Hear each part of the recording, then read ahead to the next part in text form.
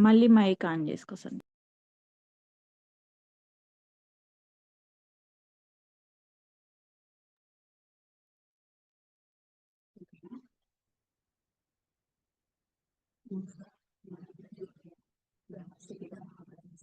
నా ఆత్మ ప్రణామాలు. కళల ద్వారా మనకి ఇంతటి జ్ఞానాన్ని అందిస్తున్న వంశీ సార్కి నా ఆత్మ ప్రణామాలు. నాకు ఈ అవకాశం ఇచ్చిన మానస మేడానికి నా హృదయపూర్వక కృతజ్ఞతలు. ఇక్కడ ఉన్న మాస్టర్స్ అందరికీ నా హృదయపూర్వక నమస్కారం. Okay masters, thank you. Hi masters, ఈరోజు మనం చెప్పుకోబోయే టాపిక్ ఏంటి అని అంటే స్పిరిచువల్ పేరెంట్, అంటే టీనేజ్ పేరెంట్ అని అన్న టాపిక్ గురించి ఈరోజు తెలుసుకుందాం మాస్టర్స్. అయితే టీనేజ్ పేరెంట్ అని అనగానే మనం స్పిరిచువల్ పేరెంట్ అని అనగానే మనం ఏమనుకుంటాం అని అంటే ఆధ్యాత్మిక పేరెంట్, అంటే ఒక గొప్ప ఉన్నతమైన పేరెంట్స్. అయితే మనం పేరెంట్ అనగానే, తల్లిదండ్రులు అనగానే చాలా వరకు చాలా విషయాల్లో మనం ఎలా ఊహిస్తాం అని అంటే ఆ తల్లిదండ్రులు అనంటే పిల్లల్ని పెంచడం, పెద్ద చేయడం అన్నట్టుగా మనం అనుకుంటాం. కానీ ఇక్కడ మనం చాలా వరకు ఈ జనరేషన్‌లో చాలా వరకు మనం చేసే మిస్టేక్ ఏంటి అనంటే, మనం పేరెంట్ అనగానే పిల్లగాళ్ళని పెంచి పెద్ద చేయడం అన్నట్టు అనుకుంటాం. కానీ వాళ్ళకి ఏది అవసరమో అది ఇస్తున్నాం. కానీ అది వాళ్ళకి నచ్చుతుందా లేదా అన్నది మనం దాన్ని చూసుకోవట్లేదనమాట. అలా చూసుకోకుండా మనం వాళ్ళకి ఇస్తున్నాము అనన్న వేలోనే మనం ఉండిపోతున్నాం. కాబట్టి ఈ స్పిరిచువల్ పేరెంట్ అనంటే ఒక ఉన్నత గొప్ప పేరెంట్ లాగా మనం ఎలా ఉండాలి, ఏంటి అనన్న దాని గురించి ఈరోజు ఈ టాపిక్ లో తెలుసుకుందాం మాస్టర్స్.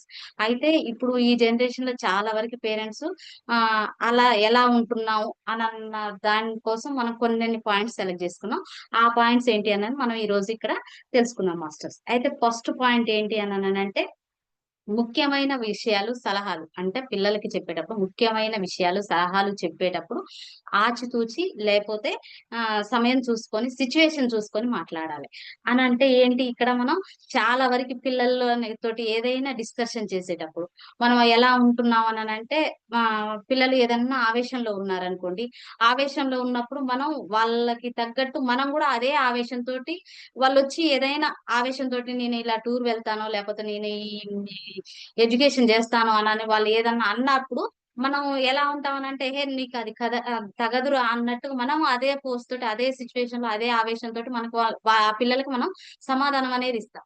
కానీ అలా ఇవ్వకూడదనమాట. ఎప్పుడైనా గాని మనం పిల్లగాళ్ళు అలా చెప్పేటప్పుడు మనం కూల్‌గా వాళ్ళని డీల్ చేయాలనమాట. వాళ్ళు అలా చెప్పినప్పుడు ఆహా! ఒక కొంత సమయం టైం తీసుకొని ఈ సిట్యుయేషన్ నీకు తగ్గిద్ది, ఈ సిట్యుయేషన్ నీకు తగ్గట్టు ఉంటది అనన్నట్టుగా, ఈ సబ్జెక్ట్ నువ్వు ఇలా పోవచ్చు, లేదు అనన్నట్టుగా మనం వాళ్ళకి ఆ సమయాన్ని, సిట్యుయేషన్‌ని బట్టి మనం మాట్లాడాలనమాట. ఎందుకంటే పిల్లలు టీనేజ్‌లో ఉన్నప్పుడు చాలా వరకి చాలా పిల్లలు ఎలా ఉంటారనంటే, వాళ్ళొక అంటే ఉడుకు రక్తం అంటారు గదా! ఆ విధంగా ఉడుకు రక్తంతోటి ఉంటారనమాట. అలా ఉన్నప్పుడు వాళ్ళకేంటి, చాలా వరకి ఫోర్స్ తోటుంటారు. ఆ ఫోర్స్ తోటి ఉన్నప్పుడు మనం అదే ఫోర్స్ తోటి చెప్పామనుకోండి, చాలా వరకు వాళ్ళు వినటానికి కూడా ప్రయత్నించరనమాట.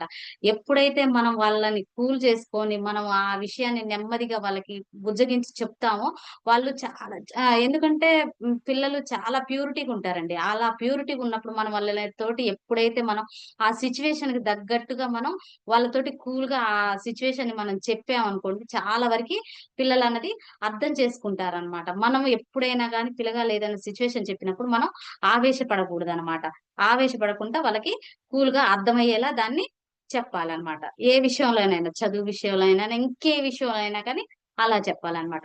ఎందుకంటే మనం పిల్లలని ఎలా అనాలంటే, ఇప్పుడు టీనేజ్‌కొచ్చాక వాళ్ళని చాలా వరకు మనం ఎలా చూస్తామననంటే చ ఆహ్, చాలా వరకి ఎలా ఎలా చూసుకుంటామనంటే, ఆహా! పిల్లలు మా పిల్లలు కాదా అన్నట్టుగా చూసుకుంటాం. కానీ ఎప్పుడైనా గాని మనం టీనేజ్‌కొచ్చాక పిల్లలని ఒక స్నేహితుల్లాగా చూడాలనమాట.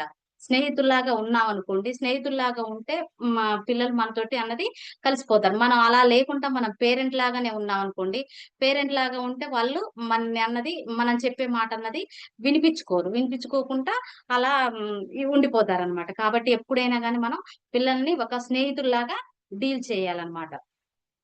ఎప్పుడైతే వారి స్నేహంతోటి ఉంటామో వాళ్ళు ప్రతి ఒక్క సిట్యుయేషన్‌ని మనతోటి చెప్పుకోగలుగుతారు. అదే మనం పేరెంట్ లాగా ఉన్నామనుకోండి, ఒక పేరెంట్ లాగా ఉండి వాడు ఏదన్నా చేశాడనుకోండి వాడిని "అరె! నువ్వు ఇది తప్పు, ఇది ఇలా చేయకూడదు" అది ఇది అనని మనం అంటూ ఉన్నామనుకోండి, అలా ఉన్నప్పుడు ఆ పిల్లలు మనతోటి ఏ సిట్యుయేషన్ గూడా షేర్ చేసుకోలేవరనమాట. షేర్ చేసుకోలేవరు కాబట్టి మనం ఎప్పుడైనా గాని పిల్లగాళ్ళతోటి స్నేహితుల్లాగా ఉండాలనమాట. అలా ఉన్నప్పుడే మనం వాళ్ళని కూల్‌గా ఏదైనా డీల్ చేయగలం. అలా కాకుండా మనం పేరెంట్‌లం, మేము తల్లిదండ్రులం అని వాళ్ళపై మనం ఎప్పుడైతే పెత్తనం అన్నది చెలాయిస్తామో, అలా పెత్తనం చెలాయించామనుకోండి, ఆ పెత్తనం చెలాయించినప్పుడు వాళ్ళలో ఉన్న ప్యూరిటీ అన్నది పోతుందనమాట. వాళ్ళలో సహజత్వం అనేది ఉండదు. ఉండదు గాబట్టి మనం ఎప్పుడు గూడా అలా అన్నది చేయకూడదనమాట. ఎప్పుడైనా వాళ్ళకి ఏదైనా చెప్పాలన్నా గాని కూల్‌గా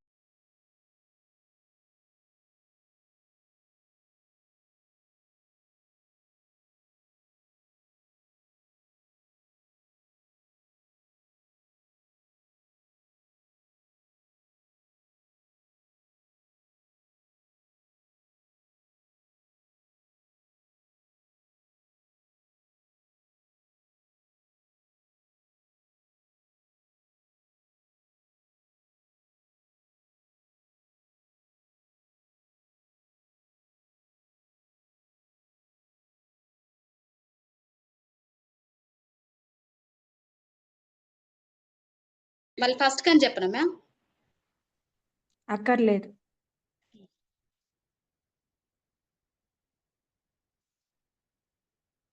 మనం ఎప్పుడైతే పిల్ పిల్లలపై పెత్తనం చెలాయిస్తామో, వాళ్ళలో ఉన్న సహజత్వం అన్నది కోల్పోతుందనమాట. ఆ సహజత్వాన్ని మనం కోల్పోనీయకుండా, మనం ఏ సిట్యుయేషన్ చెప్పినా గానీ కూల్‌గా డీల్ అన్నది చేయాలనమాట. ఇంకొక పాయింట్ ఏంటి అనంటే, నిజాయితీగా ఒప్పించండి, లేకపోతే ఒప్పుకోండి.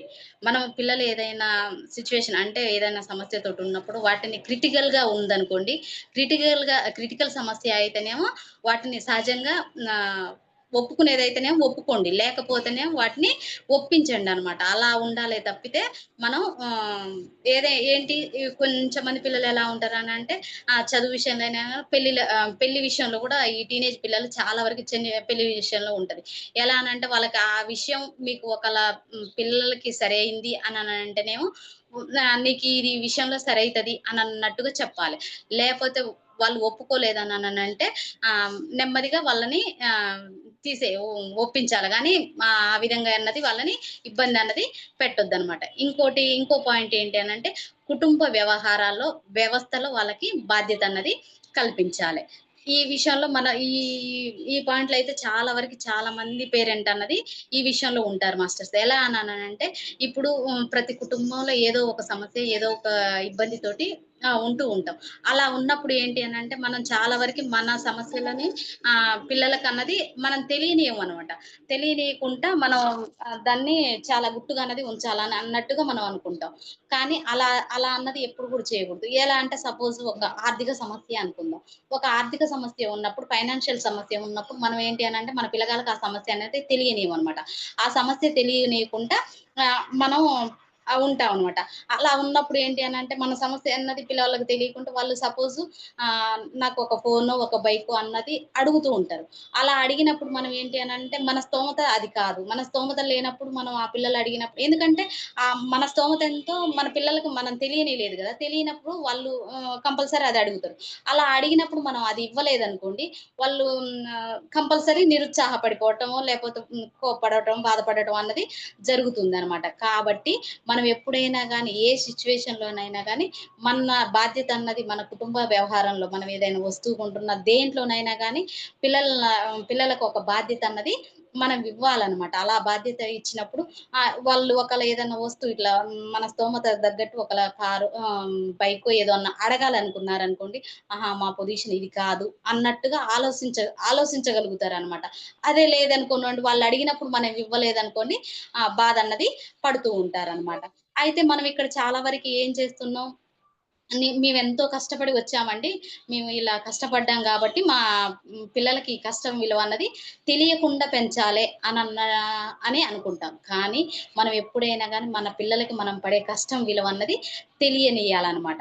అలా తెలిసారనుకోండి, వాళ్ళు ఒక బాధ్యతలో అన్నది పెరుగుతుంటారు. అదే విధంగా మనం వాళ్ళకెలా ఉంటది ఇంకొక పాయింట్‌లో ఎలా చూసుకుంటామనంటే మా పిల్లలున్నారు గాండి, మా పిల్లలకి అడగంగానే ఒక బైకో అలా కొనిస్తూ ఉంటాం. వాళ్ళెలా ఉంటారు, అలా మన బాధ్యత తెలవకుండా ఇంటి పట్టున ఉండకుండా తిరుగుతున్నాడురా వీడు అననంట. అంటే మనం బాధ్యత తెలవకుండా చేసేది మనమే, మళ్ళీ తర్వాత మనం అలా అనేది మనమే అంటాం. కాబట్టి ఎప్పుడైనా గాని మనం మన పిల్లలకి కుటుంబం విషయంలో ప్రతి విషయంలో గాని అంటే చిన్నప్పుడు గాదు, ఒక టీనేజ్‌కొచ్చాక మన కుటుంబం వాల్యూ, మన కుటుంబ వ్యవస్థలో ఒక బాధ్యతన్నది ఆ పిల్లవాడికన్నది ఇవ్వాలనమాట. ఆ విధంగా ఉండాలి. ఇంకొక పాయింట్ ఏంటి అనంటే, పిల్లల్ని ఎప్పుడైనా కంట్రోల్ పెట్టకండి. బాధ్యతలో ఉండనివ్వండి. మనం ఎప్పుడైనా గాని ఈ పాయింట్‌ల వరకి చాలా వరకు అవేర్‌నెస్‌తో ఉండాలి. పిల్లల్ని మనం ఏదన్నా సపోజు పిల్లలు ఆడపిల్లలైనా, మగ పిల్లగాళ్ళైనా ఏదన్నా ఒక చిన్న తప్పు చేశారనుకోండి, ఒక చిన్న తప్పు చేశారనుకోండి వాళ్ళని కంట్రోల్‌లో పెట్టేస్తాం. ఏంటి అనంటే, ఆహా! నువ్వు బయటికెళ్ళొద్దు, ఒక ఫోను తీసుకోవద్దు, నువ్వు స్నేహితులతోలు కలవొద్దు అన్నట్టుగా ఇంట్లో ఒక బందీలాగా ఉంచిపోతామనమాట.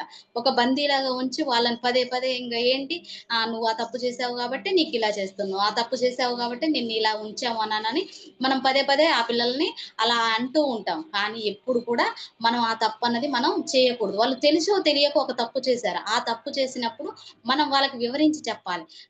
ఇలా కాదు, నువ్వు ఇలా తప్పు చేసి ఉండకూడదు. ఈ జనరేషన్‌లో నువ్వు ఈ ఏజ్‌కి నీకిలా సూట్ కాదు. నీకు ఏదన్నా కావాలనంటే తర్వాత ఉంటది అన్నట్టుగా వాళ్ళకి నచ్చచెప్పే ప్రయత్నం చేయాలి గానీ, వాళ్ళని ఎప్పుడైతే మనం కంట్రోల్‌లో పెట్టామనుకోండి, వాళ్ళు ఆటోమేటిక్‌గా హద్దులన్నది మీరిపోతారు. అలా ఎప్పుడు గూడా మనం చేయకూడదు. ఎగ్జాంపుల్‌కి ఇప్పుడు మనం చాలా వరకు ఈ జనరేషన్‌లో చూస్తూనే ఉన్నాం. ఎవరైనా ఒక పాప ఇలా లవ్ చేసింది అనాననుకోండి, అలా లవ్ చేసినప్పుడు మనం ఏంటి అననంటే ఆ పిల్లని బందీ చేస్తాం. అలా ఇంట్లో బందీ ఉన్నప్పుడు వాళ్ళు ఎలా పారిపోవటానికి ప్రయత్నిస్తూ ఉంటారు చాలా వరకి. అలా కాకుండా అమ్మ ఈ టైంలో నువ్విలా కాదు. ఒకళ్ళకి కావాలనంటే అప్పటి వరకు నీ చదువు సంధ్యలయిపోయిన దాకా ఉంటే నీకు పెళ్లి చేస్తాం అనన్నట్టుగా మనం వాళ్ళకి నచ్చచెప్పితే ఆటోమేటిక్‌గా వాళ్ళు ఒప్పుకునే అవకాశం ఉంటది. కాబట్టి ఎప్పుడు గూడా వాళ్ళు చేసిన తప్పులను మనం పదే పదే అనాల్సిన అవసరం లేదనమాట. ఇంకొక పాయింట్ ఏంటి అననంటే ఆహ్, పిల్లలు అదే విధంగా మళ్ళీ ఇక్కడ ఇంకొక పాయింట్ ఏంటి అననంటే, మనం పిల్లల్ని ఎప్పుడు గూడా ఒక డిసిప్లిన్‌లో పెంచాలన్నట్టు అనుకుంటాం. ఒక డిసిప్లిన్‌లో పెంచాలనుకున్నప్పుడు ఎలా ఉంటదననంటే, ఆ ఒక్క డిసిప్లిన్‌లో ఉండి అదే విధంగా ఇంట్లో ఉంటూ పెరిగారనుకోండి పిల్లలు. మనం బయటికెళ్తే పిల్లలు ఖరాబవుతారేమో అన్నట్టుగా మనం అలానే ఇంట్లో ఉంచి, అలానే పెంచామనుకోండి. అలా పెంచినప్పుడు చాలా వరకి ఆ పిల్లలు తర్వాత హ్మ్, కొన్నిన్ని ఇయర్స్ తర్వాత వాళ్ళకేదన్నా గట్టి సిట్యుయేషన్ వచ్చినప్పుడు వాళ్ళు ఎదుర్కోలేవరండి. చాలా వరకి వాళ్ళది మైండ్ అనేది ఇంప్రూవ్ అంటూ ఉండదనమాట. అలా కాకుండా వాళ్ళని మరీ కంట్రోల్ చేయకుండా బాధ్యతతో ఉండేలా పెంచాలనమాట. మరీ వదిలిపెట్టకుండా, మరీ గట్టిగా పట్టుకోకుండా వాళ్ళని ఒక బాధ్యతలో ఉండేలా మనం పిల్లలనన్నది పెంచాలనమాట. ఇంకొక పాయింట్ ఏంటి అనంటే, పిల్లలు అబద్ధాలు జెప్తారు. ఏంటి అననంటే, ఇక్కడ పిల్లలే అబద్ధాలు జెప్తారు. అబద్ధాలు అంటే ఇది సహజం అనమాట. ఏ పిల్లలైనా అబద్ధాలు చెప్తూనే ఉంటారు. కానీ మనం ఏంటి అనంటే, పిల్లలు ఎప్పుడో తెలుసో తెలియకో వాళ్ళు అబద్ధం చెప్పారనుకోండి, ఆ అబద్ధాన్నే పట్టుకొని మనం నువ్వు ఇలా చేసావు, అలా చేసావు, నువ్వు ఆ టైంలో ఇలా చెప్పావు అనన్నట్టుగా వాళ్ళ మీద ఒక ఇంట్రాగేషన్ అన్నది జేస్తాం. ఒక పోలీసులు గాక ఎట్లా ఇంట్రాగేషన్ జేస్తారో, ఆ విధంగా వాళ్ళని పదే పదే మనం నువ్వు అలా ఎందుకు చెప్పావు? ఇలా ఎందుకు చెప్పావు? అన్నట్టుగా ఇంట్రాగేషన్ అన్నది చేస్తూ ఉంటాం. కానీ అలా ఎప్పుడు గూడా వాళ్ళు అబద్ధం చెప్పారనుకోండి, మనకది తెలిసినా గాని మనం టేక్ ఈజీగా తీసేసుకోవాలి. తీసేసుకొని అదే ఒకళ క్రిటికల్‌ది అలా అబద్ధం చెప్పారనుకోండి, అలా అబద్ధం చెప్పినప్పుడు వాళ్ళకి అర్థమయ్యేలా ఆహా! అరే! నీ మీద నేనెంత నమ్మకం పెట్టుకున్నాను. నా నమ్మకాన్ని వమ్ము చేసావు కదరా! అనన్నట్టుగా మనం వాళ్ళని ఫీలయ్యేలా మనం ఆ మాట అన్నామనుకోండి, ఇంకొక్కసారి మన దగ్గర వాళ్ళు అబద్ధం చెప్పాలంటే చెప్పలేవరనమాట. కాబట్టి ఎప్పుడైనా గాని తెలుసో తెలియకో అబద్ధాలు చెప్పినప్పుడు వాళ్ళని ఇంటరాగేషన్ అన్నది మనం చేయకూడదనమాట. వాళ్ళ హృదయాన్నన్నది మనం ఎప్పుడైతే గెలుచుకుంటామో, హృదయాన్ని గెలుచుకున్నాననుకోండి వాళ్ళు మనకి అబద్ధం చెప్పే అవకాశం అనేది ఉండదనమాట. ఆ విధంగా ఉంటుంది. ఇంకొకటేంటి అనంటే పిల్లలకి సలహాలివ్వండి. సలహాలివ్వండి. తీర్పులు గాదు. పిల్లలకెప్పుడైనా గానీ మనం సలహాలివ్వాలి. తీర్పులివ్వగూడదు. ఎందుకననంటే ఇక్కడ చాలా వరకి ఆహ్, ప్రతి ఒక్క పిల్లలు తల్లిదండ్రులు చేసే తప్పేంటి అనంటే ప్రతి ఒక్క పిల్లలకి మనం తీర్పులిస్తూ ఉంటామనమాట. అలా అన్నది ఇవ్వగూడదు. ఎందుకు అలా మనం ఆ పిల్లలకి ఎందుకు అలా తీర్పులిస్తున్నాం అనంటే, వీడు నా పిల్లవాడు ఇంగ నేనేది చెప్పినా వింటాడు. వీడు నా బిడ్డ అనన్న ధైర్యంతోటి మనం అలా ఇస్తాం. కానీ అలా కాదంట. ఇప్పుడు మనం ఎలా అంటే చాలా వరకి ఆ పిల్లలు భగవంతుడి పిల్లలు. భగవంతుడి పిల్లలు భూమి మీదకి రావడానికి మన గర్భాన్ని ఒక అద్దెకు తీసుకొనొచ్చారనమాట. ఒక అద్దెకు తీసుకొనొచ్చారు గాబట్టి, మనం ప్రతి ఒక్క విషయానికి వాళ్ళకి తీర్పులన్నది ఇవ్వాల్సిన అవసరం లేదనమాట. అయితే ఆహ్, పిల్లల్ని చాలా వరకు మనం ఏమనంటే, "నువ్వు అలా ఉండాలి, ఇలా ఉండాలి" అన్నట్టుగా అంటామనమాట. ప్రతి ఒక్కళ్ళు నీతి వాక్యాలన్నది చెప్తూనే ఉంటారనమాట. "నువ్వు ఇలా కరెక్ట్‌గుండాలి, అబద్దాలు వాడొద్దు, ఒక మందు తాగొద్దు, ఒక సిగరెట్ తాగొద్దు" అన్నట్టుగా మనం చిన్నప్పటి నుంచి పిల్లగాళ్ళకి ఇగో ఇలా ఉండు, ఇలా ఉండు అని అన్నట్టు ప్రతి ఒక్కళ్ళం అలా చెప్తూ ఉంటాం. కానీ వాళ్ళకి టీనేజ్‌కొచ్చేసరికి ఏంటి అననంటే, ఆ నీతి వాక్యాల మీద హ్మ్, నమ్మకం అన్నది పోతూ ఉంటదనమాట. ఎలా ఉంటుంది అనంటే, చాలా వరకి అలా చెప్పిన వాళ్ళే ఇప్పుడు ఇవి రిపీట్ చేస్తూ ఉంటారనమాట. ఎలా అంటే సపోజ్ మనం ఎగ్జాంపుల్‌కి మనం మనమే చూసుకుందాం. మన ఇంట్లో మన పేరెంట్స్ ఎలా ఉంటారంటే తండ్రుంటాడు. తండ్రుండి "అరే! నువ్వు ఎప్పుడు మందు తాగకూడదు. మందు తాగితే ఇట్లా అవుతది, అలా అవుతది" అన్నట్టుగా చెప్తూ ఉంటాడు. చెప్తూ ఉండి మళ్ళీ ఏంటి అనంటే తన పిల్లల ముందు అలా మందు తాగుతున్నాడనుకో, ఆ అబ్బాయికి ఆ నమ్మకం అనేది ఉంటదా? అలా ఉండదు. కానీ ఎప్పుడైనా కానీ అలా కాకుండా నేను ఇగో నాకు తెలుసో తెలియకో నేను నా చిన్నతనంలో ఈ మందు తాగాను. ఈ మందు తాగినప్పుడు నేను దాని నుంచి బయటపడటానికి నేను చాలా ఇబ్బంది పడ్డాను అన్నట్టుగా పిల్లలకి ఒక గైడెన్స్ లాగా ఇవ్వాలే గానీ, దాన్ని తీర్పులాగా చెప్పొద్దు. నువ్వు తాగొద్దు, నువ్వు తినొద్దు అననన్నట్టు. అబద్ధాలు చెప్పొద్దు అననననని మనం పిల్లలకి చెప్తాము. వాళ్ళ ముందలనే మనం అబద్ధాలన్నది ఆడుతూ ఉంటామనమాట. ఆ తప్పన్నది మనం చేయకూడదనమాట. ఎప్పుడు గూడా మనం పిల్లల ముందల ఆ తప్పన్నది చేయకూడదు. ఎందుకంటే పిల్లలు ఎప్పుడైనా గాని మనం చెప్పేది కాదు. మనల్ని చూసి పెరుగుతారనమాట. ఎప్పుడు మనం చెప్పింది విని చేయటం గాదు. మనం ఏం చేస్తున్నామో అది చూసి మన పిల్లలన్నది పెరుగుతారనమాట. ఇంకొక పాయింట్ ఏంటి అనంటే ఎవరితోటి గూడా కంపేర్ చేయొద్దు. మనం ఇక్కడ చాలా వరకి చాలా పేరెంట్స్ చేసేదేంటి అనంటే ఇలా ఒకళ్ళతోటి మనం పిల్లల్ని పోలుస్తూ ఉంటామనమాట. నువ్వు అలా ఉన్నావు ఎదుటి పిల్లలతోటి. అరే! వాడు స్టేట్ ఫస్టొచ్చాడు వీడు స్కూల్ ఫస్టొచ్చాడు. నీకేదిరా? నీకేం రాలేదులే అన్నట్టుగా మనం ఎప్పుడు ఎదుటి పిల్లలతోటి మనం పోల్చి చెప్తూ ఉంటాం. కానీ ఎప్పుడు గూడా ఎదుటి పిల్లలతోటి మనం కంపేర్ అన్నది చేయకూడదనమాట. ఎందుకు అననంటే ఏ పిల్లలకుండే టాలెంట్ ఆ పిల్లలకుంటది. కొంచెం మంది పిల్లలకి చదువుల టాలెంట్ ఉంటది. ఇంకొంచెం మంది పిల్లలకి గేమ్సుల్లో, పాటల్లో, నృత్యాల్లో దేంట్లో ఒక టాలెంట్ అనేది ఉంటది. కానీ మనం ఏంటి అననంటే ఎదుటి పిల్లల వాళ్ళు చదువులో ఫస్టొచ్చేసరికి నువ్వు రాలేదన్నట్టుగా వాళ్ళని అలా అంటుంటాం. ఎప్పుడు గూడా ఆ తప్పనేది మనం చేయగూడదు. అలా చేయటం వల్ల పిల్లగాళ్ళు చాలా వరకి డిస్కరేజ్ అయినయి చాలా మూడ్ ఔట్ అన్నది అయిపోతుంటదనమాట. మానసికంగా చాలా దెబ్బతింటారనమాట. అలా చేయకుండా మన పిల్లల్లో ఏ టాలెంట్ అయితుందో ఆ టాలెంట్‌ని గుర్తించి దాన్ని ఎంకరేజ్ చేయాలనమాట. దాన్ని ఎంకరేజ్ చేసామనుకోండి అప్పుడు ఆ పిల్లలు ఉన్నతంగా ఎదగగలుగుతారు. కాబట్టి మనం ఎప్పుడు గూడా ఎవరితోటన్నది కంపేర్ అన్నది చేయగూడదనమాట. ఎవరితోటి మనం పోల్చకూడదనమాట. ఇంకొక పాయింట్ ఏంటి అంటే ప్రతి తల్లిదండ్రులు పిల్లలకి ఇవ్వాల్సిన గిఫ్ట్‌లుంటాయన్నమాట. ఆ గిఫ్ట్ ఏంటి అనంటే, మనం గిఫ్ట్ అనంగానే పిల్లగాళ్ళకేంటి పిల్లలకి గిఫ్ట్ ఇవ్వాలి అని అనంగానే మనం ఒక ఒక పిల్లలకి ఒక మంచి చదువు, ఒక మంచి ఉద్యోగం, ఒక మంచి భార్యనిచ్చామనంటే మనం పిల్లలకి గిఫ్ట్ అని అనుకుంటాం. కానీ ఎప్పుడైనా అది కాదనమాట. ఇప్పుడు పిల్లలకి మంచి చదివిస్తున్నాం. మంచి చదివిస్తున్నాం గానీ వాడికి ఇష్టమైన చదివిస్తున్నామా అననంటే వాడికిష్టమైన చదువు గాదు. ఒక ఇష్టం లేని చదువును మనం చదివిస్తున్నాం. ఇప్పుడు మనం పిల్లలు ఇంటర్ అయిపోయి బీటెక్‌కి రావాలి అననంటే, మనం మన పిల్లవాడిని పిలిచి ఆహ్, "నువ్వు ఏ కాలేజీలో చదవాలనుకుంటున్నావు? నువ్వు ఏ సబ్జెక్ట్ తీసుకోవాలనుకుంటున్నావు? నువ్వు ఏం చదవాలనుకుంటున్నావు?" అనని ఏ పేరెంట్ అయినా చాలా వరకి ఇప్పుడు నేను చూసిన వాళ్ళల్ల చాలా వరకి ఎలా ఉంటుందనంటే, పిల్లల్ని పిలిచి అడగరండి. పిల్లల్ని పిలిచి అడగకుండా వాళ్ళకి తెలిసిన వాళ్ళు ఎవరో కొద్ది గొప్ప చదువుకున్న వాళ్ళ దగ్గరికెళ్ళి ఏ కాలేజ్ అయితే బావుంటది? ఏం చదివితే బావుంటదనని వాళ్ళనడుగుతారు. వాళ్ళనడిగి వాళ్ళేదైతే సలహా ఇస్తారో, ఆ సలహా ప్రకారం ఆ కాలేజీలేసి, ఆ కోర్సులు పిల్లగాళ్ళకి ఇప్పిస్తారు. ఆ కోర్స్ ఇప్పిస్తే ఈ పిల్లలకేంటి అనంటే, ఆ కోర్స్ ఇష్టం ఉండదు. ఆ కోర్స్ ఇష్టం ఉండకుండా ఇష్టం లేని చదువు చదవలేక చాలా వరకి చాలా మంది పిల్లలు ఇబ్బంది పడ్డవాళ్ళు చాలా వరకు చూస్తూనే ఉంటాం. కాబట్టి ఎప్పుడైనా మనం పిల్లలకి ఇవ్వాల్సింది ఒక మంచి చదువు. వాళ్ళకి ఏ చదువైతే నచ్చిద్దో, వాళ్ళు దేంట్లో అయితే చదవాలనుకుంటుర్రో, నేను ఈ సబ్జెక్ట్ చదవాలనుకుంటున్నా, నేను ఈ కోర్స్ తీసుకోవాలనుకున్నప్పుడు వాళ్ళకి కంపల్సరీ ఆ సబ్జెక్టు అదన్నది ఇవ్వాలి. ఎందుకనంటే అలా ఇవ్వలేదనుకోండి, అలా ఇవ్వనప్పుడు వాళ్ళు ఇష్టం లేని చదువు చదవలేక ఎంత ఇబ్బంది పడతారో, ఎంత నరకయాతన అనుభవిస్తారన్నది మనం చాలా వరకు చూస్తూ ఉన్నాం అన్నమాట. అలా చదవలేక వాళ్ళు ఇష్టమున్న ఎంజాయ్‌మెంట్ వైపు అనంటే వేరే వైపు పోయే అవకాశం చాలా ఉంటుందనమాట. కాబట్టి మనం ఎప్పుడైనా గాని ఆ తప్పన్నది మనం చేయకూడదనమాట. మనం మన పిల్లలకి ఇవ్వాల్సిన గిఫ్ట్ ఏంటి అననంటే వాళ్ళకి నచ్చిన చదువు, నచ్చిన ఉద్యోగం, నచ్చిన పార్ట్నర్. అలా ఇచ్చినవనుకోండి మనం ఎప్పుడైనా గాని ఉన్నతమైన పేరెంట్స్ లాగా ఉండిపోతామనమాట. ఇంకొక పాయింట్ ఏంటి అనంటే పిల్లల సాహసాలతో పాలు పంచుకోండి. నిర్లక్ష్యాన్ని ఎరుకపరచండి. పిల్లల సాహసంలో మనం పాలుపంచుకోవాలి. ఏంటి అననంటే పిల్లలు ఏదైనా ఇట్లా ఒక బైకో, ఒక కారో అలా డ్రైవ్ చేయాలన్నట్టు వాళ్ళుంటారు. వాళ్ళు చేసే ప్రతి పనిలో మన వెనక ఉండి వాళ్ళకి ప్రోత్సాహం అన్నది ఇవ్వాలనమాట. వాళ్ళు ఒకళ్ళు బైక్ తోలుతున్నారనుకోండి, ఒకళ్ళు బైక్ నేర్చుకోవాలనుకున్నప్పుడు వాళ్ళ ఎనక కూర్చొని నాని ఇగో ఇలా కాదు, ఇలా తోలాలి అనన్నప్పుడు వాళ్ళకి ఒక గైడెన్స్ ప్రకారం ఆహ్, ఆ డ్రైవింగ్ అన్నది నేర్పించాలి. ఏంటి అననంటే స్పీడ్‌గా వెళ్ళు. కానీ ర్యాష్‌గా వెళ్ళొద్దు. మన స్పీడ్‌కి, ర్యాష్‌కి మనం ఎప్పుడైతే మనం తేడా చెప్పామనో పిల్లగాళ్ళకి అది అర్థం అన్నది అవుతుంది.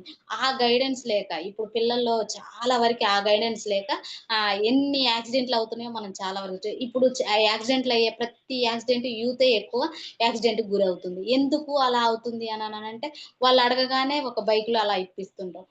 అలా బైక్ ఇచ్చినప్పుడు వాళ్ళకి గైడెన్స్ ఇగో ఇలా తోలాలి, అలా తోలాలనని ఒక గైడెన్స్ అనేది మనం ఇవ్వం. అలా గైడెన్స్ ఇవ్వకుండా వాడికి అంత పెద్ద బండి ఇచ్చేసరికి వాళ్ళు ర్యాష్‌గా అన్నది వెళ్ళిపోయి అలా యాక్సిడెంట్‌లన్నది అవుతూ ఉంటాయి. కాబట్టి మనం ఎప్పుడైనా గాని మన పిల్లలకి ఒక సలహాలతో పాలు పంచుకోవాలె. నిర్లక్ష్యాన్ని ఎరుకపరచాలి. ఇది ఇలా చేస్తే ఇది నిర్లక్ష్యం అవుతుంది అననని మనం ఎరుకపరుచుకోవాలనమాట. అలా ఎరుకపరుచుకుంటూ ఈ అన్ని పాయింట్స్‌లో మనం ఎప్పుడైతే ఉంటామో మనం ఉత్తమైన తల్లిదండ్రులుగా ఉంటాం. మనం ఇప్పుడు ఏంటి అననంటే మంచి తల్లిదండ్రులు అని అనంగానే మనం ఒక మంచి చదువు, మంచి ఉద్యోగం అలా అనుకుంటాం. ఈ పాయింట్‌లల్ల మనం ఏ పాయింట్‌లల్ల మనం ఉన్నామో లేదో చూసుకొని, మనం ఆ పాయింట్‌లను ఎరకపరుచుకొని మనం మన పిల్లలకి మనం అది అందిచ్చినప్పుడు మనం చాలా ఉత్తమమైన పేరెంట్స్‌లం అవుతాం మాస్టర్స్.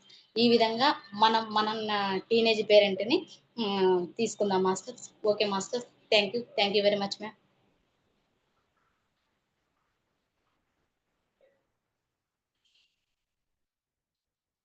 సుందరమ్మ స్టార్ట్ చెయ్యి.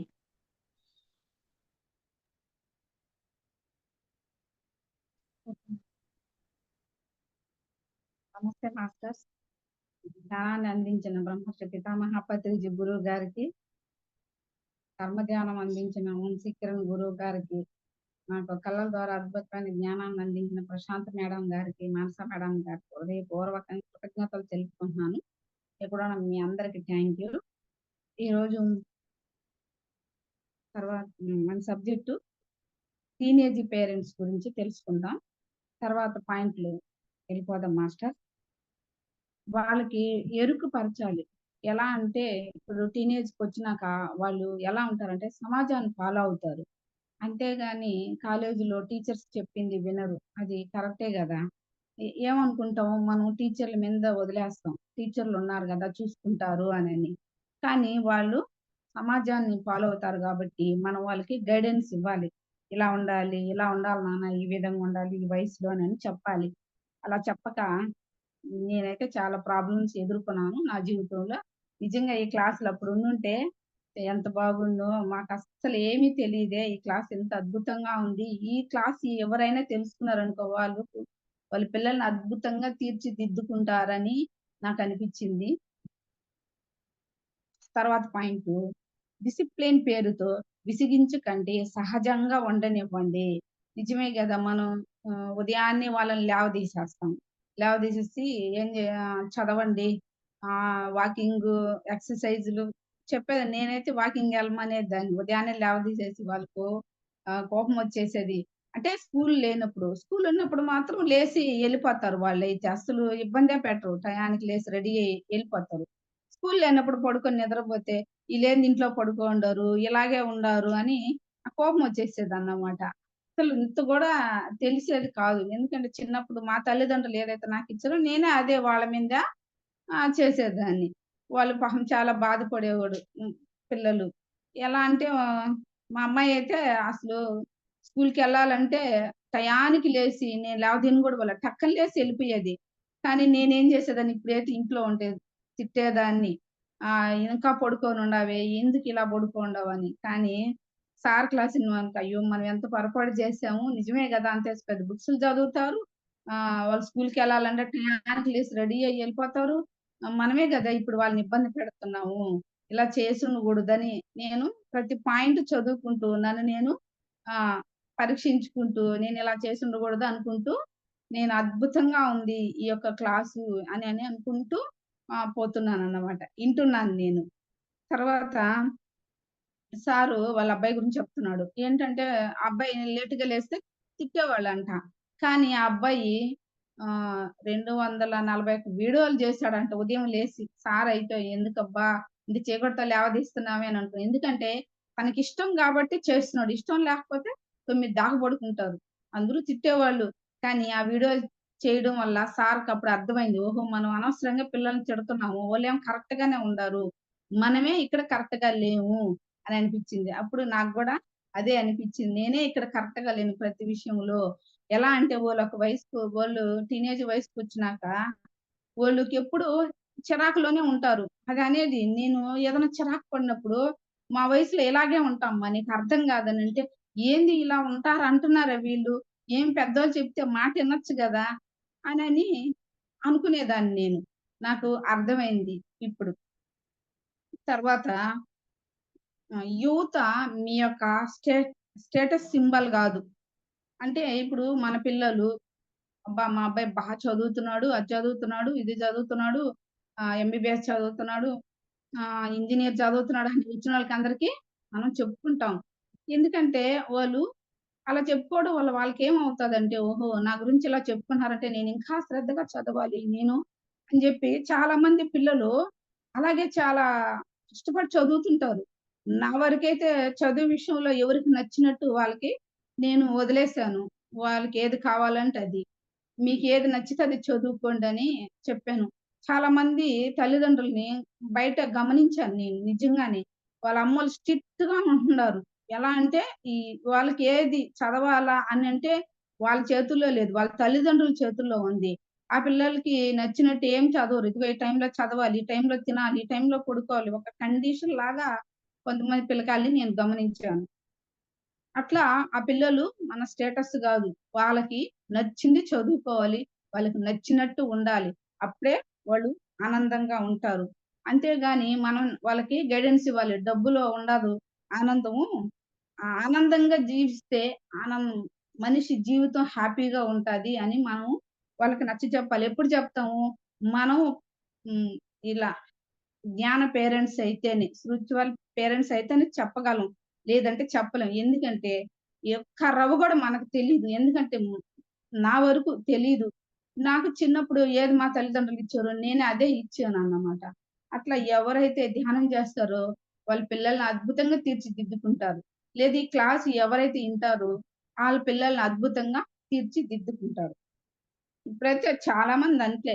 చూడండి కొంతమంది పిల్లలు మేము ఇళ్ళకాడ పోతుంటాం గదా! ధ్యానం చెప్పడానికి. పిల్లలు ధ్యానం చేయడానికొస్తుంటే వాళ్ళ అమ్మోళ్ళైతే కొట్టి తీసుకుపోయి కూర్చొనబెట్టి చదువురా, చదువు అని చెప్తుంటారు. మేమైతే అయ్యో! మా పిల్లకాయలు ధ్యానం చేయమంటే చేయడం లేదే. వాళ్ళు చేస్తానంటే కొడుతున్నారనని మేము ఆలో అనుకుంటూ పోతుంటామన్నమాట మేము పిలిసేసి.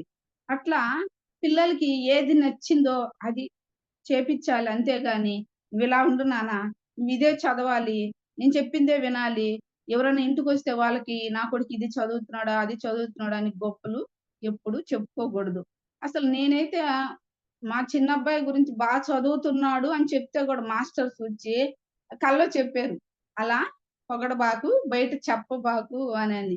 అప్పటినుంచి నేను చెప్పను. ఏం చేస్తున్నాడంటే అప్పుడు చెప్పేదాన్ని. లేదంటే గమ్మునయిపోయేదాన్ని. నిజంగా మాస్టర్స్ గూడా చూడండి ఎంత చక్కగా నాకే ఆశ్చర్యం వేసిందన్నమాట. వాళ్ళు అంత దగ్గరగా గమనిస్తున్నారో చూడండి అనని అనిపిచ్చింది. సార్ జెప్పిన ప్రతి పాయింటు నేను కల్లో చూసా. కల్లో మాస్టర్స్ నాకు ఇచ్చారన్నమాట. ఇప్పుడు వాళ్ళు ఎట్లా అంటే వారిని శక్తికి మించి చదివించకూడదు. చాలా మంది నేను ఐఏఎస్ చదవాలి. నా కొడుకు ఐఏఎస్ చదవాలి అని అనుకుంటారు. వాళ్ళు ఎలాగైనా ఐఏఎస్ చేపిచ్చాలి. కొంతమందికి డాక్టర్ చదవాలని ఉంది. చదవలేకున్నా వాళ్ళ పిల్లలకి చెప్తారు. "అరేయ్! నువ్వు డాక్టర్ చదువురా. మన పేరు నిలబెట్టురా. నేను చదవలేకపోయానని" వాళ్ళకుండే కోరికలు కూడా పిల్లలు మేము చెప్తారు. దానికి నేను అడిగానన్నమాట. "అరేయ్! నాకు ఐఏఎస్ చేయాలనుందిరా. మీరు ఎవరో ఒకరు చెయ్యండ్రా" అని అడిగాను కానీ బలవంతం చేయలే. "అరేయ్! మీకు చేయాలనిపిస్తే చేయండి. లేకపోతే పర్లేదు" అని అన్నానే గాని బలవంతం చేయలే. కానీ చెప్పా అయితే. అట్లా కొంతమంది ఏం చేస్తారు అలా చెప్పి వచ్చినోళ్ళకి బంధువులకి నా కొడుకు ఐఏఎస్ చేస్తున్నాడు. ఇదో మా బిడ్డ ఇదిగో ఎంబీబీఎస్ డాక్టర్ చేస్తున్నాడని చెప్పుకుంటుంటారనమాట. అలా చెప్పుకోవడం వల్ల ఏమైపోతదంటే వాళ్ళు ఆ యొక్క పేరు నిలబెట్టుకోవడానికి వాళ్ళు చాలా కష్టపడి వాళ్ళ యొక్క ఆనందాలను కూడా పక్కన పెట్టేసుకొని చదువుతారు. సరే. అది పక్కన పెడితే సార్ ఒక అనుభవం. ఇదైతే ప్రతి ఒక్కరు తెలుసుకోవాలని సారు చెప్తున్నాను. ఒక అబ్బాయి ఇంటర్మీడియేట్‌లో మార్కులు తక్కువ వచ్చినాయని వాళ్ళ అమ్మోళ్ళు తిట్టారని చీర కూరేసుకొని చనిపోయాడు. సారు వాళ్ళ ఇంటికి పోయి చూస్తే తెలిసినోళ్ళంట. పోతే ఇల్లంతా షీల్డుండాయి. ఎంత బాగా చదివేవాడంట. ప్రతి క్లాస్‌లో ఫస్ట్ చిన్నప్పటి నుంచి అన్నిట్లో ఫస్ట్. ఇంటర్మీడియేట్‌లో ఒక 10 మార్కులు తగ్గాయని వాళ్ళ అమ్మ తిట్టింది. వాళ్ళ నాయన తిట్టాడు. స్కూల్‌లో టీచర్స్ తిట్టడం వల్ల ఆ పిల్లోడు తట్టుకోలేక ఊరేసుకొని చనిపోయాడు. వాళ్ళ అమ్మ చీరతోనే చనిపోయినాడు. చూడు ఆ చీరే అమ్మ ప్రేమే ఆ చీరే ఆ అబ్బాయికి ఉరిలాగా అయ్యింది. అదే పోతే పోనీ 10 మార్కులే గదా! నాన్న పర్వాలేదులే నాయన మళ్ళీ తెచ్చుకుందువులే అని ఆ తల్లి ఒక్క మాట చెప్పున్నా అందరూ సపోర్ట్ ఇచ్చున్నా "అరేయ్! ఈసారికి చదువుకో నాన్న" అని అనుంటే ఆ పిల్లోడు అలా చేయడు గదా! ఆ షీల్డ్ అన్నీ పెట్టుకొని ఇప్పుడు ఏడుస్తున్నారంటే ఎంత నిజమే ఇక్కడ చాలా మంది పేరెంట్స్ పిల్లల్ని చిన్న స్ట్రిక్ట్ కాదు. ఉదయం లేస్తే చదువు. మళ్ళీ స్కూల్ నుంచి రావడం ట్యూషన్‌లు. నిజంగా నేను చూస్తూ ఉంటాను. అయ్య బాబోయ్! ఏందిరా నాయనా అప్పుడెంత ఫ్రీగా ఆడుకునేవాళ్ళమి. ఎంత హ్యాపీగా చదువుకునేవాళ్ళమి. వీళ్ళేంది ఇంత ఒక రోబో లాగా ఉన్నారే అని అనిపిచ్చేది. చిన్న 3 ఏళ్లయితే ఏ స్కూల్‌లో ఎయ్యాలి. బిడ్డ పుట్టడు ఏ స్కూలు చదివిస్తే ఈ బిడ్డ బాగుంటాడు. ఏ స్కూల్ బాగుంది. ఎంత డబ్బులు దాచిపెట్టుకోవాలి. అని అంటుంటే గర్భం వస్తే ఈ ఆలోచనలో ఉన్నారు తల్లిదండ్రులైతే. నిజంగా ఆ పిల్లకాయల పరిస్థితి ఎలా ఉంటది బాబు అని అనిపిచ్చేది. చిన్నప్పుడు మట్లో ఆడుకునేది.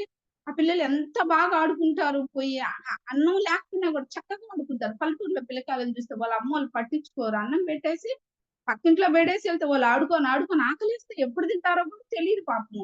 కానీ ఇప్పుడు వాళ్ళు గూడా కొంచెం దీనికి అలవాటు పడిపోతున్నారు. మా పిల్లల్ని అలా చదివియాలి, ఇలా చదివాలి, ఎక్కడ చదివియాలని. టౌన్‌లో వాళ్ళైతే మూడో సంవత్సరం పెట్టడమే ఏ స్కూల్ బాగుంది, ఏ స్కూల్‌లో ఫీజు ఎలా ఉందని ఎతికి మరీ పాపం వదిలేస్తున్నారు. వాడు ఏడుస్తూ ఉన్నా గూడా ఇంకా తప్పదు గదా! ఇంక ఇంట్లో పెట్టుకోలేరు. నాకు వాళ్ళని చూస్తే బాధేస్తా ఉంటదన్నమాట. నిజంగా కొంతమందయితే సార్ చెప్తున్నాడు ఏబీసీడీలు పొట్టలో ఉండంగానే టేప్ రికార్డులు పెట్టి ఇనిపిస్తారంట. ఎవరైనా భగవద్గీత అవి ఇనిపించాలి కదా! నిజమే గదా! మనం జూడ భక్త ప్రహ్లాదుడికి వాళ్ళ అమ్మ ఏం చేసేది? కడుపులో ఉండంగానే ఎన్ని నేర్పించింది వాళ్ళ అమ్మ ఆయనకి. అట్లా గాకుండా ఏబీసీడీలు నేర్పిస్తున్నారంటే, వాళ్ళు ఏం చేయాలి? పుడతానే పలకా బలపం ఎత్తుకొని స్కూలుకెళ్ళాలి. ఇంక ఆ స్థితిలో ఉండాలి తల్లిదండ్రులైతే. అట్లా మనం వాళ్ళ శక్తికి మించి చదివించకూడదు. వాళ్ళకేది కావాలో అదే మనం అందించాలన్నమాట. ఇంకో పాయింటు వాళ్ళు అలవాట్లని, డ్రెస్సింగ్‌ని కించపరచకూడదు. ఇప్పుడు ట్రెండ్ అలాగే ఉంది యూత్. చినిగిపోయిన ప్యాంట్లు, ఇంకా అమ్మాయిలు డ్రెస్సులు యేసుకుంటారు. కానీ జ్ఞానానికి రాకముందు మామూలుగా నేను పల్లెటూరులో పెరిగినప్పుడు నేను ఆలోచించేదాన్ని. ఇలా యేసుకోకూడదు గదా! అనని. నాకెప్పుడు జ్ఞానం వచ్చిందో నేను అంటే మాకు ఎంతవరకు తెలుసో అంతవరకే మేము మాట్లాడతాం. అంతకు మించి మాకు తెలీదు గదా! ఎప్పుడైతే నేను ఇక్కడికొచ్చి ధ్యానానికొచ్చి టౌన్‌కి రావడంతో ఓహో! అందరూ ఇలా యేసుకోవచ్చు. ఏం తప్పు లేదు. ఏది తప్పు గాదిక్కడ. అన్నీ కరెక్టే. ఎవరికి నచ్చినట్టు వాళ్ళుండొచ్చు. ఎవరికి నచ్చిన డ్రెస్సులు వాళ్ళకేసుకోవచ్చని నాకర్థమైందనమాట. కొంతమంది అమ్మమ్మలుంటారు. వాళ్ళు తిడతా ఉంటారు గదా! "ఏంట్రా ఆ డ్రెస్ ఏందిరా? అమ్మాయి ఏంది ఇలా యేసుకుండవు? పైట పావడేసుకోవచ్చు గదా! చక్కగా ఉంటారు. ఏందో ఈ కాలం పిల్లకాయలు ఇలా డ్రెస్సులేసుకుంటున్నారని" చాలా మంది ముసలోళ్ళు ఆడపిల్లకాయలు చూస్తే అంటుంటారు. ఎవరైనా పాపం వాళ్ళకి గూడా తెలీదు. తెలిస్తే అనరు. ఎందుకంటే నాకు తెలియక ముందు నేను గూడా అలాగే మాట్లాడాను గదా! నాకు అర్థమైందనమాట. ఆ పిల్లకాయలు జుట్టు పెంచుకొని గడ్డం తీయకుంటుంటే నేను అడుగుతా, "అరె! గడ్డం తీయరా?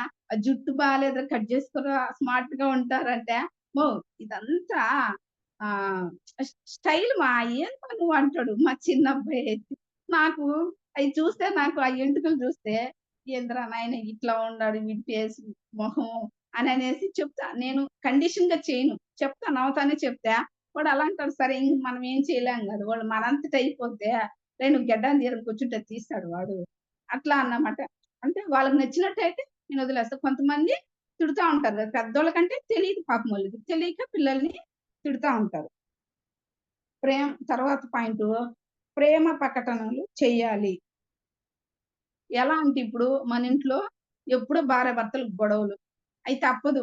భయంకరంగా గొడవలుంటాయి. ఎవరికైనా మా ఇంట్లో ఎక్కువ అవే అస్సలు మా పిల్లలు చాలా నలిగిపోయారు పాపం. అందుకే మా పిల్లలు అలా అవ్వడానికి నేను బాధపడ్డంలే. వాళ్ళేం చేసినా నేను ఒక్కోసారి ఆవేశంలో అరిసేదాన్నే కానీ మా పిల్లలైతే చాలా ఇబ్బంది పడ్డారు. మా సార్ టీచరయినా గూడా ఆ! అదే పరిస్థితి. ఏం చెప్పలేము. అది ఎప్పుడూ అలాగే ఉండేదన్నమాట. ఇంట్లో పాపం పిల్లకాయలు భలే నలిగిపోయారు. తర్వాత అలా ఉన్నా కూడా సారేం జెప్తున్నాడంటే, ఎలా ఉండి మీరు ప్రేమ ప్రకటన ఎందుకంటే, వాళ్ళకి తలలో సౌరు పెట్టడం, దువ్వడం అని చూసినప్పుడు ఒరేయ్! ఇంత గొడవ పడ్డారు గదా! అప్పుడే పక్కటయిపోయినారు అమ్మా, నాయన అనుకుంటారు. కానీ మనం ఏం జేస్తాం పిల్లకాయలున్నారు దూరంగా దూరంగా ఉంటాం. అలా చేయకూడదు. భర్త ముందరే భార్యని కౌగిలించుకొని ఐ లవ్ యూ చెప్పాలి. అరే! మీ నాన్న అలా అంటుంటాడు లేరా! ఏం గాదు లేరా! మేము గొడవేసుకుంటే ఒకటయిపోతావురా అని పిల్లకాయలకి తెలియజేయాలంట అది. అది మాకు తెలీదు గదా! అని అనిపిచ్చింది. ఎలా అంటే ప్రేమగా ఆయన లేకపోతే నేను ఉండలేను నాయన. అరే! మీ అమ్మ లేకపోతే నేను ఉండలేనురా అని ప్రేమగా అన్నం కలిపి పెట్టడం. ఇలా చేసుకున్నా కూడా ఎంత గొడవలేసుకున్న ఆ పిల్లలకి బాధ అనిపిచ్చిదంట. అందుకే ఈ కాలంలో పిల్లకాయలు 30 సంవత్సరాలొచ్చినా పెళ్లిళ్లు జేసుకోవడాలు. పెళ్లిళ్లంటే భయపడుతున్నారు. సహజంగా మా ఇంట్లో పరిస్థితి గూడా నాకు అలాగే ఉందన్నమాట. నేను గూడా పెళ్లి చేసుకో అంటుంటే పెళ్ళంటే దూరంగెళ్ళిపోతున్నారు. పాపం చాలా బాగా నలిగిపోయారు మా ఇంట్లో అయితే. అవి అలా ఎక్స్‌ప్రెషన్ చేసినప్పుడు వాళ్ళ ఆ యొక్క భయము, టెన్షన్ పోతది వాళ్ళకి. అప్పుడు వాళ్ళు గూడా ఓహో! గొడవలేసుకున్నా మళ్ళీ ఒకటైపోతారు. మళ్ళీ ప్రేమగా ఉంటారు అనని అర్థమయ్యి వాళ్ళు ఆలోచిస్తారు. వివాహ సంబంధం గురించి, భార్యాభర్తల సంబంధం గురించి, కుటుంబ సంబంధం గురించి. ప్రతి ఒక్కరూ ఇలా చేయాలి. యువత ప్రే యువత ప్రేమ కథలను గౌరవించండి. కాలానికి ఇవ్వండి. ఎవరన్నా ఇప్పుడు టీనేజ్‌లో ఉన్న అమ్మాయి ప్రేమించేస్తది.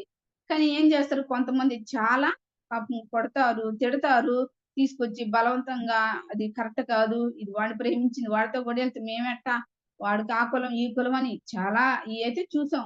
నాకు పల్లెటూరులో అయితే మాకు పెద్దగా తెలీదు గానీ, సినిమాలో వరకు చూడడం, బయట వార్తలు వినడం తప్పితే మాకంత ఎవరు నచ్చితే వాళ్ళు చేసేసుకునేవాళ్ళు. ఆడవరకు తెలుసనమాట. సినిమాల వరకే చూసాము. సీరియల్స్ మామూలుగా ఉంటాయి గదా! ఇవి చూసాం తప్పితే మాకైతే పెద్దగా అలాంటి విషయాలు తెలీదు.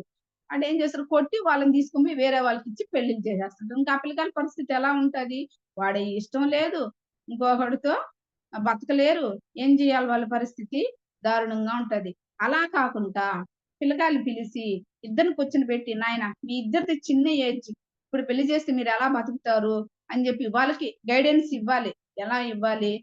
కొన్ని మనం సినిమాలతోనే కాదు పిల్లకాయలున్నారు. కొన్ని ఒకసారి వాడు సినిమా వచ్చింది. 'నువ్వే కావాలి' ఆ సినిమాలో తొందరగా వీళ్ళు ప్రేమించడం ఇంటర్మీడియేట్‌లోనే తప్పక గర్భం వస్తే పెళ్లి జేసుకోవడం. పెళ్లయినాక ఆ పిల్లకాయలు ఎలా ఇబ్బంది పడతారు తినడానికి లేకుండా, బిడ్డ పుట్టినాక బిడ్డని చూసుకోలేక అట్లా వాళ్ళకి గైడెన్స్ ఇచ్చి, "నాయనా మీరు జాబ్ జేసుకున్న తర్వాత మీకు పెళ్లి చేస్తాము. ఇద్దరు చదువుకొని జాబ్ అయిన తర్వాత పెళ్లి చేస్తాం" అని చెప్పి వాళ్ళిద్దరికి నచ్చచెప్పి, కాలానికి వదిలేసి వాళ్ళిద్దరిని గమనిస్తూ ఉండాలి. అలా అని వదిలేయకూడదు. గమనిస్తూ ఉండాలి.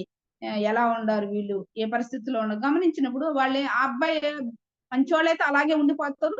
పెళ్లి చేసియచ్చు. లేదనుకో ఆ అబ్బాయి తొందరపడ్డాడనుకో అమ్మాయి ఏం చేస్తది? "నీకు మా అమ్మ, నాన్న ఒప్పుకున్నారు గదా! నీకెందుకు తొందర" అని చెప్పేసి అనడం వల్ల ఇంకా వదిలేస్తారన్నమాట. ఆ అబ్బాయి వదిలేసి ఎళ్ళిపోయినాడు. ఇంక అమ్మాయి వదిలేస్తది. ఆడికాడికి ఇద్దరికి గొడవలు రచ్చ లేకుండా ఆడికాడికి ఉండిపోతారన్నమాట. ఇంకోటేమంటే సహజంగా ఉండే ఆకర్షణకి అవమానించకండి. సహజంగా ఉండే ఆకర్షణలంటే ఇప్పుడు ఫోన్‌లొచ్చేసినియి. ఫోన్‌లో ఏం చేస్తున్నారు పిల్లకాయలు? సెక్స్ దృశ్యాలు చూస్తున్నారు. అట్నేం చేయాలి? వాళ్ళకి చూసినప్పుడు తెలుసుకున్న తర్వాత, "నాయనా ఇది కరెక్ట్ కాదు.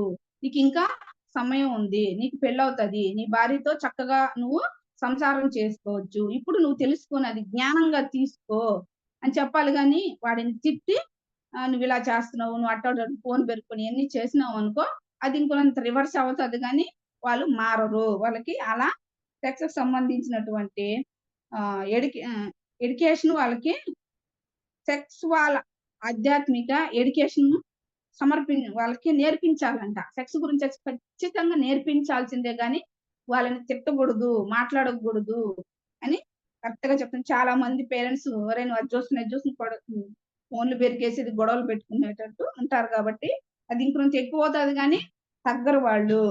పిల్లల్లో ఉన్న లాస్ట్ పాయింట్ పిల్లల్లో ఉన్న టాలెంట్‌ని గమనించాలి.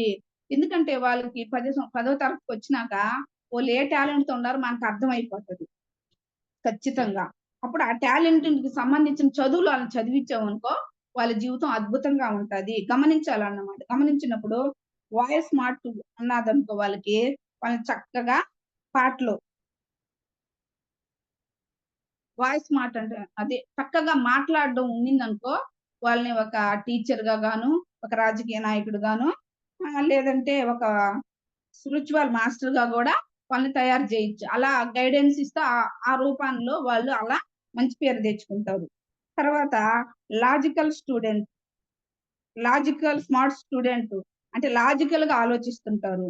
వాళ్ళని ఇంజినీరింగ్‌గా గాను, కంప్యూటర్స్ గాను, కంప్యూటర్‌లో జాబులు గాను ఇంకా చాలా మ్యాథమెటిక్స్‌లోను అలాంటికి పరమైనటువంటి వాళ్ళకి గైడెన్స్ ఇస్తే 10థ్ క్లాస్ నుంచి వాళ్ళలో ఉండే టాలెంట్‌ని గుర్తించి, వాళ్ళు ఇలా ఉండాలి మనం తెలుసుకున్నప్పుడు ఏ జాబు ఈళ్ళ యొక్క టాలెంట్‌ని బట్టి మనం గాని చదివిస్తే వాళ్ళు అద్భుతంగా పైకి ఎదుగుతారనమాట. తర్వాత విజువల్, విజువల్ స్మార్ట్ స్టూడెంట్స్ అంటే వీళ్ళు హార్ట్ బాగా ఏస్తారంట. వేస్తారు. తర్వాతొచ్చి పెయింటింగు, నావిగేషను, ఆర్కిటెక్చర్ అలాంటి సినిమా డైరెక్టు అంటే వాళ్ళలో ఉండే టాలెంట్‌ని గుర్తించినప్పుడు, వాళ్ళకి ఏది చదివిస్తే వాళ్ళు పైకి ఎదుగుతారు అని మనం గుర్తించి, ఆ యొక్క చదువులు చదివిస్తే వాళ్ళు ఆ విధంగా ఆ రంగంలో పైకి ఎదుగుతారండి. కొంతమంది పిల్లలు బాగా పాటలు పాడుతా ఉంటారు. చిన్నప్పుడే సౌండ్‌లు మ్యూజిక్ జేస్తూ, రాగాలు తీస్తూ, చిన్న చిన్న గిన్నెలు తడుతూ వాళ్ళకి ఇంట్రెస్ట్ పుడతది గదా! వాళ్ళనేం చేయాలి? పాటలు సంగీతం నేర్పించడం, పాటలు పాడతారు గదా! అట్లా మ్యూజిషియన్‌గా తయారు చేయాలి వాళ్ళని.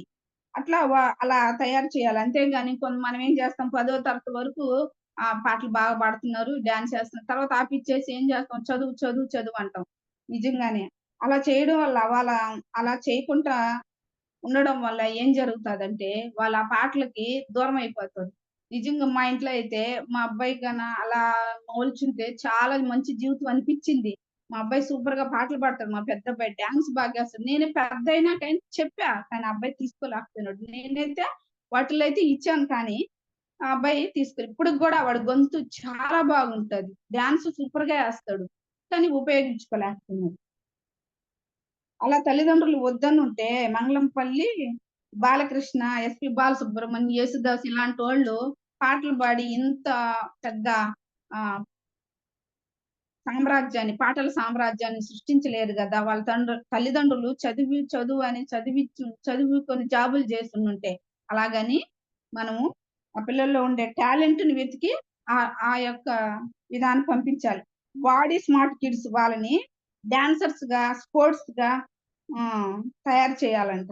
ఎలా యాక్టింగు అలాంటి వాళ్ళలో టాలెంట్‌ని బట్టి దేనికి పంపించాలని చిన్నప్పుడే మనం వాళ్ళని చూసి పంపించాలన్నమాట.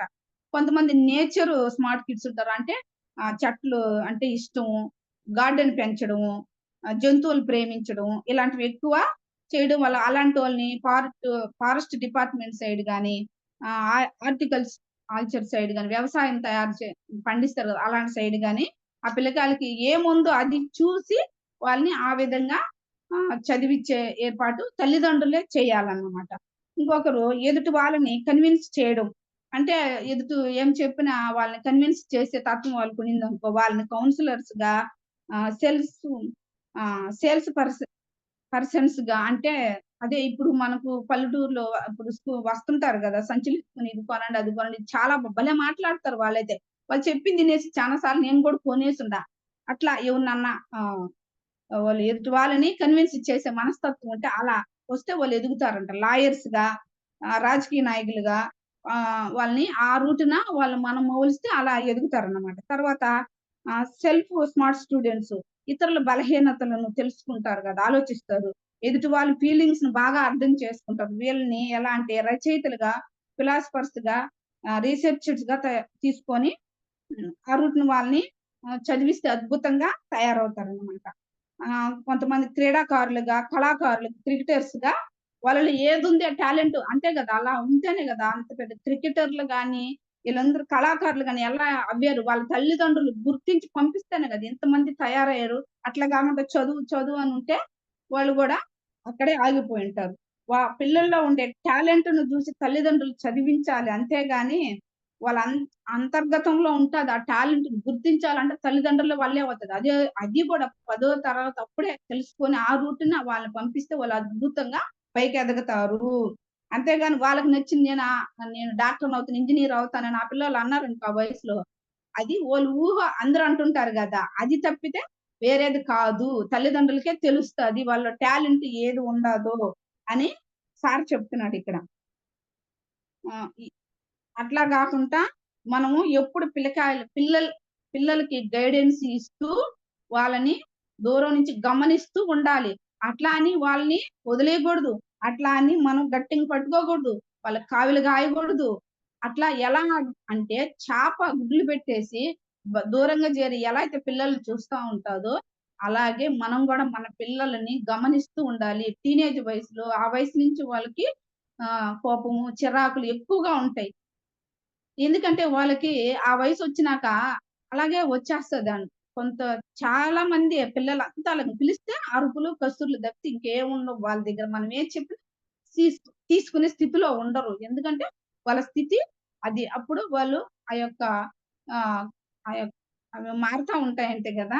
కోపం, చిరాకులొస్తా ఉంటాయని మా చిన్నబ్బాయి చెప్తే అది గుర్తు రాలేదు అనేవాడు. అవి మాకు మారడం వల్ల మేమిలా అవుతాము. అది అర్థం చేసుకోమా? నువ్వెందుకు ఊరికే ఇసిగిస్తావు అని అంటాడు. నేనేదైనా ఊరికే చెప్తా ఉంటే. అట్లా అన్నమాట. అందుకని వాళ్ళెప్పుడు చిరాకు, కోపంతో ఉంటారు. అది అర్థం చేసుకొని మనం ఎప్పుడైతే సైలెంట్ అయిపోయి వాళ్ళని గమనిస్తూ వాళ్ళకేం కావాలో అందిస్తా ఉంటే, వాళ్ళు చక్కగా మారుతూ, ఎదుగుతూ ఉంటారన్నమాట. అంత గాకుండా వాళ్ళు ఈ మధ్య ఒక ఊర్లో జరిగిందంట ఇది. అందరూ తెలుసుకోవాల్సిందే. అందుకనే చెప్తున్నాను ఫ్రెండ్స్ ఒకే పాయింటు. ఏంటంటే ఒక ఊర్లో 10, 15 సంవత్సరం పిల్లకాయలు 10 మంది బీర్ బాటిల్స్ 11 గంటలప్పుడు కారులో పోతుంటే యాక్సిడెంట్ అయిపోయి ఒక టెర్నర్‌లో పడిపోయి అందరూ చచ్చిపోయినారంట. వాళ్ళందరి దగ్గర బీర్ బాటిల్స్ ఉన్నాయంట. కానీ ఆ విషయాలు వాళ్ళ తల్లిదండ్రులకు గూడా తెలీదంట. అంటే మన పిల్లల మీద ఎంత నమ్మకంతో మనం వదిలేసి మన పాటికి మనం ఉంటాం. వాళ్ళు చూడు వాళ్ళ వయసెంత వాళ్ళు చూడు ఇప్పుడు మేము గూడా బయట చాలా మందిని చూస్తా ఉంటామన్నమాట. అదే విధంగా చిన్న వయసే పనులు చేసుకోవడం, చిన్న 9, 8 తరగతి పిల్లకాయలే తీసుకుంటున్నారు. ఎందుకంటే ఇట్లా అయిపోయింది. ఎందుకంటే ఒక హీరో ఎలా ఉంటాడు? హీరోని ఫాలో అవుతారు పిల్లలు. అంతేగాని తల్లిదండ్రులు ఫాలో అవ్వరు. ఆ హీరో ఎలా సిగరెట్ తాగడం, మందు బాటిల్ ఉండడం, గడ్డం పెంచుకోవడం అలా ఉంటారనమాట. అలాగే పిల్లకాయలు కూడా బిహేవ్ చేస్తున్నారు. అంతేగాని వాళ్ళని మనం ఏమి అనలేం. అలా గాకుండా వాళ్ళతోని మనం ఫ్రెండ్‌షిప్ చేసి, వోళ్ళు ఎక్కడికి పోతుంటే అక్కడ వాళ్ళకి కూడా పోయి ఫ్రెండ్లీగా ఉండి, వాళ్ళని మన దారిలోకి తెచ్చుకొని, వాళ్ళకి గైడెన్స్ ఇచ్చి వాళ్ళని మార్చుకోవాలే తప్పితే, వాళ్ళని బలవంతం చేసో, లేదా నేను చెప్పిందే వినాలంటే, వాళ్ళు ఇప్పుడు భయంగా ఉన్న తర్వాత పెద్దయినాక వాళ్ళకొక స్టేజ్ వచ్చినాక వాళ్ళు మారి, మా తల్లిదండ్రులని పట్టించుకోకుండా వదిలేసి ఎళ్ళిపోతారు. అందుకని వాళ్ళకి ఏది నచ్చితే అది ఇవ్వాలి. వాళ్ళు ఎలా ఉంటే అలాగే ఉండి, వాళ్ళు చిన్నగా మంచి మాటలు చెప్పుకొని, మార్చుకొని వాళ్ళని ఒక మంచి వాళ్ళగా తీర్చిదిద్దాలి. అంతేగాని మనం కోప్పడి, చిరాకు పడితే ఏమీ జరగదిక్కడ. Okay masters. ఇంత అద్భుతమైన క్లాస్ చెప్పుకునే అవకాశం ఇచ్చినందుకు మేడం వాళ్ళిద్దరికీ థాంక్ యూ. Thank you. సార్‌కి థాంక్ యూ. Thank you. మీ అందరికీ కృతజ్ఞతలు. Thank you masters. Thank you.